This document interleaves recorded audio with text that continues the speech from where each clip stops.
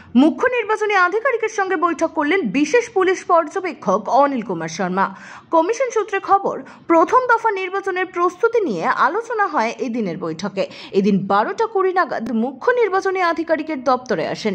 এরপর প্রায় 45 মিনিট বৈঠক করেন তিনি। কমিশন সূত্রে খবর, প্রথম দফা নির্বাচনে যে 3টি লোকসভা কেন্দ্রের নির্বাচন হবে, সেই 3টি কেন্দ্রের আইন শৃঙ্খলা পরিস্থিতি নিয়ে জানতে চান তিনি। আজই বিকেলে উত্তরবঙ্গে যাচ্ছেন অনিল কুমার শর্মা। প্রথম দফা নির্বাচনের আগে কোচবিহার, জলপাইগুড়ি এবং আলিপুরদুয়ারের সামগ্রিক আইন শৃঙ্খলা পরিস্থিতি খতিয়ে দেখতে।